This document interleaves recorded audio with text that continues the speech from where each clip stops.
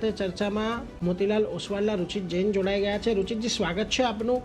Very good morning. અને જુઓ, બજારની અંદર આપણને ગઈકાલે આજે થોડાક ઉતાર ચઢાવ જોવા મળી રહ્યા છે। આપણે જે 24,200ની પાર કરીને 24,500 સુધી જવાની જે વાત કરી રહ્યા હતા, ઇવેન્ચ્યુઅલી એ લેવલ આપણને આ અઠવાડિયે આવતા દેખાયા।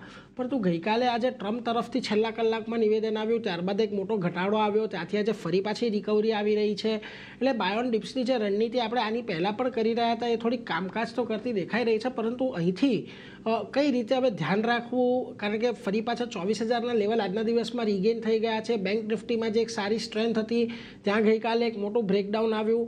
હવે શું રણનીતિ અહીંયાથી રાખવી અને કઈ રીતે આગળ વધવું નિફ્ટી બેંક નિફ્ટીની અંદર? વેરી ગુડ મોર્નિંગ નીરજભાઈ। ડેફિનેટલી આઈ થિંક 24,500 24,600 ઘણું ઇમ્પોર્ટન્ટ રેઝિસ્ટન્સ હતું, જે આપણે લાસ્ટ વીક ચર્ચા કે ટાર્ગેટ્સ આપણે આપ્યા હતા, કેમ કે ત્યાં 200 ડેમાં રેઝિસ્ટન્સ હતું અને જે પ્રીવિયસ સ્વિંગ આઈઝ હતા એ પણ રેન્જમાં જ હતું।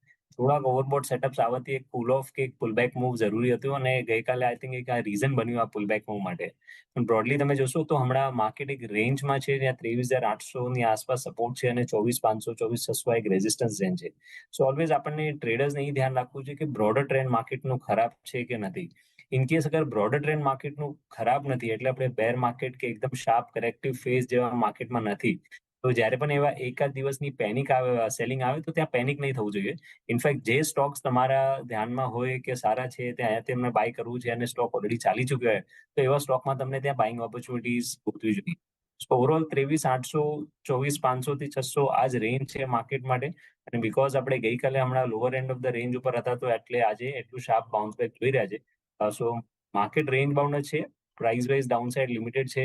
સો બાય ઓન ડિપ્સની રણનીતિ કામ હજી પણ આવી જોઈએ। એટલે જુઓ, એક આ મત બની રહ્યો છે જે આપણે જે રેન્જની લોઅર સાઈડ પર હતા એટલે ત્યાંથી એક શાર્પ બાઉન્સ આવી રહ્યો છે, એટલે એ જ રેન્જમાં હવે આપણે ફરી પાછા આવીએ, આગળ વધીએ એવી એક અપેક્ષા અહીંયાથી બનતી દેખાઈ રહી છે। એટલે એના પર એક